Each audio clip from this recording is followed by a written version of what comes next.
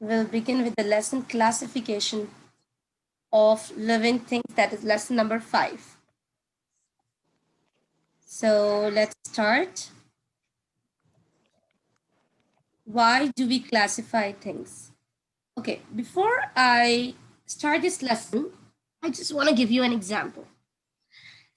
When you go to Panda or any store, imagine if everything is mixed up. Such a big Panda, such a big store, such a big supermarket. You don't have, they did not make sections like this is baby area, this is oil, and this is cleaning, and this is, fruits. If they mix up and everything and keep it, do you think it's easy to find? No. It's not easy to find. One time you go and you find the what do you call as the chips with the what do you call as washing powder or with the soap. You cannot. If you have section which is classified or divided accordingly, the more it is divided, easily you can find out. You read up there, or you just peep. Oh, this line is for my chips and chocolate. Okay, this I will find biscuits. Okay, here I will find all my cornflakes. So this way it's very easy for you and it's very quick. Similarly, the scientists wanted to classify living things. Not only like animals, plants. They're also living things. Yes, we are also living things. They divided. They made us into animal kingdom. The animalia, the plant, we are mammals under animals, right? Even in animals, they classified reptiles, they classified mammals, amphibians, and in plant, they classified. Then first thing they did was eukaryotes and prokaryotes, that's single cell and multicell. So this is why we are learning this lesson, okay? That is sorting things out. Yeah, come on. Malak, start reading this page. Okay, Miss. Scientists classify living things based on the characteristics that living things share. Classification helps scientists answer questions about organisms, such as how many kinds there are characteristics, and their relationships. Okay. When I say characteristic, what do I mean? Like example, when you see everything with feathers, or wings, you know that feathers and wings mostly birds have. You classify them under bird. You say that it's a bird, right? By looking at the, if it gives a birth, you will say this is giving a birth to a young baby. So it's a mammal. Classification with the characteristics. That's what classification helps scientists answer questions about organisms. How many kinds there are and their relationships.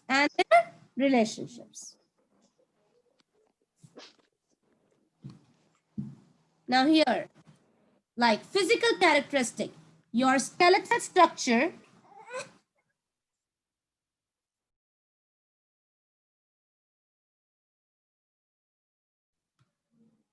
physical characteristics such as skeletal structure can indicate whether organisms are similar or related. Tell me, skeletal structure, what are we seeing in the bones?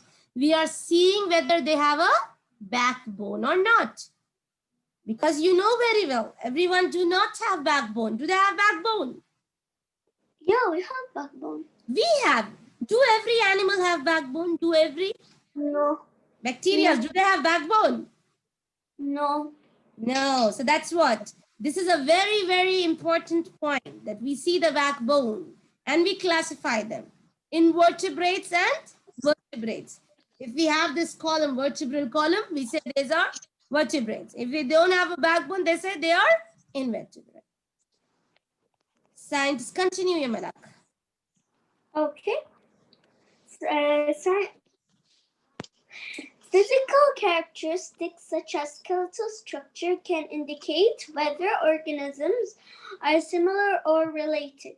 Scientists also study how organisms develop from the an egg to an adult to determine if the organisms are related. Yes, they also study how organisms develop from an egg to an adult, how they are related, like larva and pupa. You remember when we were studying about butterflies? And for us, we study about embryo, fetus. So it's about the development of organisms. Let us continue. Yes. Mala, continue. Miss, I continue? Watin will read. Come on, continue, Yamara. Chemical characteristics can indicate whether organisms are similar or related. Scientists study genetic material such as DNA and RNA mutations. Similarity. Genetic similarity to find relationships among organisms. Proteins and chromosomes can also show hormones. It's not chromosomes. Proteins and hormones can hormones can also show if organisms are related. Yes. Now listen to me. Chemical characteristic. What do I say? Chemical characteristic. What is it made of? And even the genetics, I told you the DNA present in us, the DNA present in some animals, like mammals will have a common DNA and an RNA. But when you compare to bacteria, they just have DNA in the cytoplasm.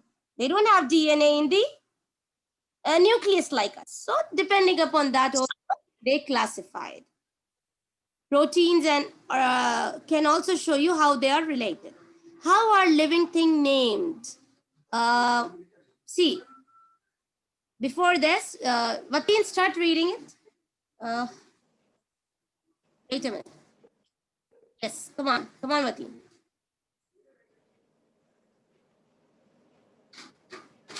Come on. Mr. I read? Are you there, Watin? Yeah, miss, I was mute. No problem, dear. You can. What's in a name? How are living things named?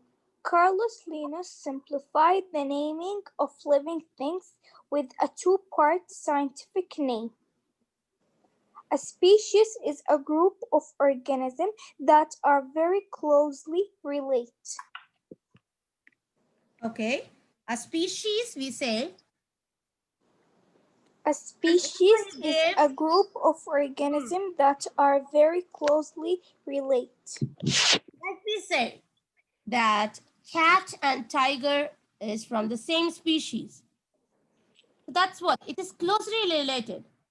It doesn't mean, but they are closely related.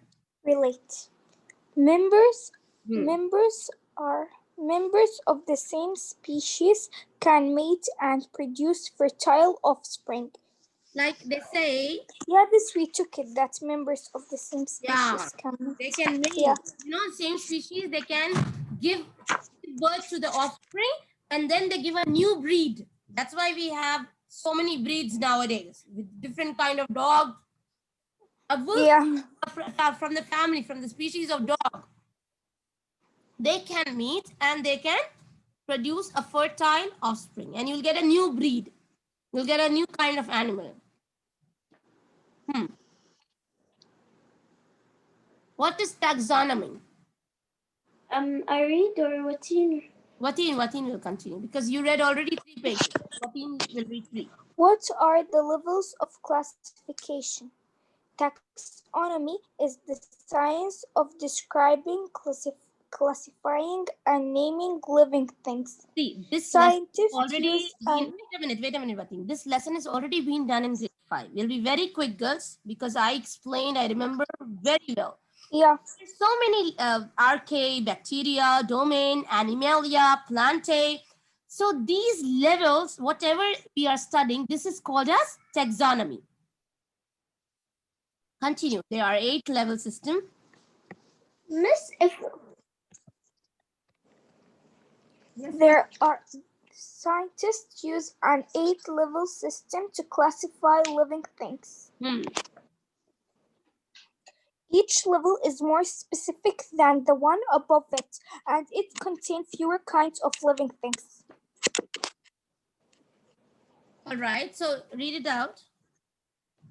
From the most to more specific, the levels of classification are domain, kingdom, phylum, plural, philia, class, order, family, genus, and species. Okay, so remember the first, the Yeah. one is domain. Kingdom. We used to do DKP, you remember? We did some shortcut last time. Yeah, DKP. And COFGS, we did something like that.